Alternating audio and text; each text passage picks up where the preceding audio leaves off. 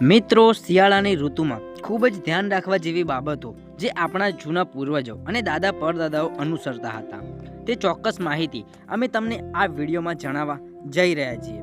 આ માહિતી આપને ખૂબ જ ઉપયોગી બનશે, તો દરેક ભાઈઓ તથા બહેનો આ માહિતીને અંત સુધી જરૂરથી સાંભળજો.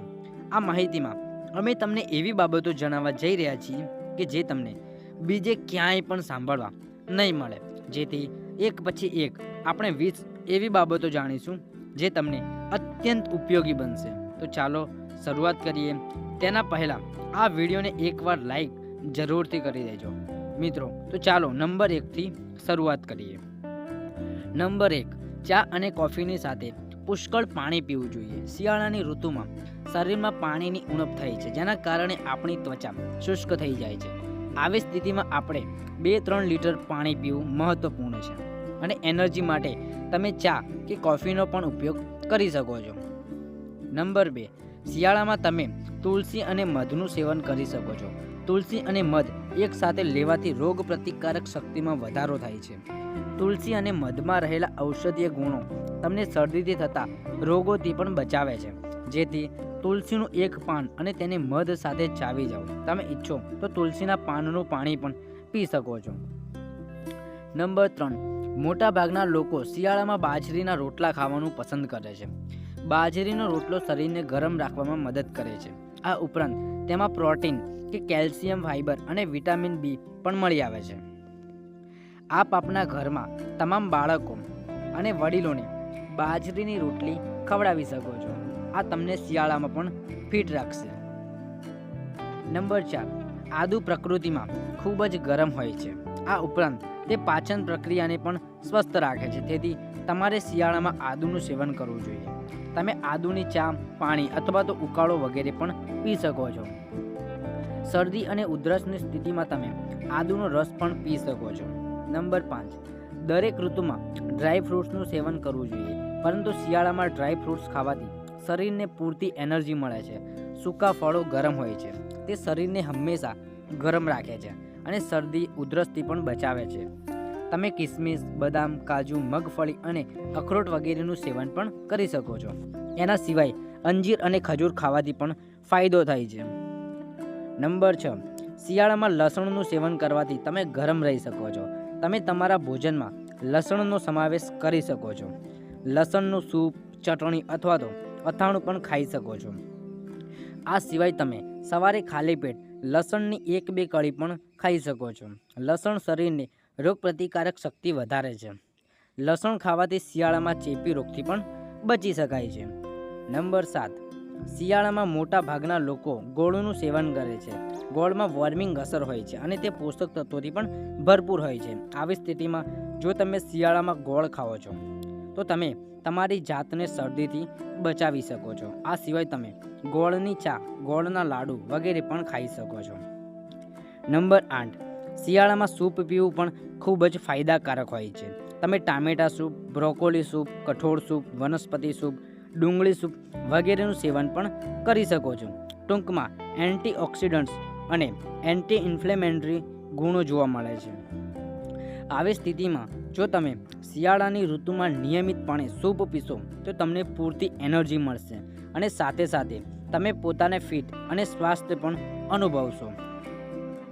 નંબર 9, શિયાળાની ઋતુમાં બજારોમાં વિવિધ પ્રકારના શાકભાજી ઉપલબ્ધ હોય છે.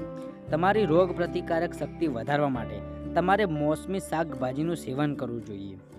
ઠંડા હવામાનમાં તમે પાલક, મેથી, સરસવ, બથુઆ વગેરેનું સેવન પણ કરી શકો છો. તો તમારા શરીરના સારા સ્વાસ્થ્ય માટે શિયાળામાં લીલા શાકભાજીને આહારમાં લેવું જોઈએ. નંબર 10, શિયાળાના દિવસોમાં મધનું સેવન કરવું ખૂબ જ ફાયદાકારક માનવામાં આવે છે.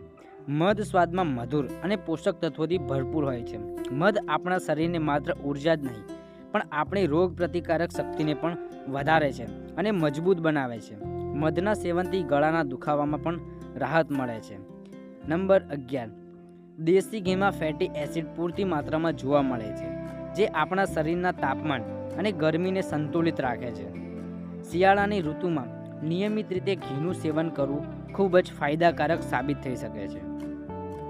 નંબર 12, શિયાળામાં તજનું સેવન ખૂબ જ ફાયદાકારક માનવામાં આવે છે. તજનું સેવન કરવાથી શરીરમાં મેટાબોલિઝમ વધે છે, જેના કારણે શરીરમાં ગરમી ઉત્પન્ન થાય છે. જો તમને કફની સમસ્યા હોય તો તમે તજનું પાણી પણ પી શકો છો.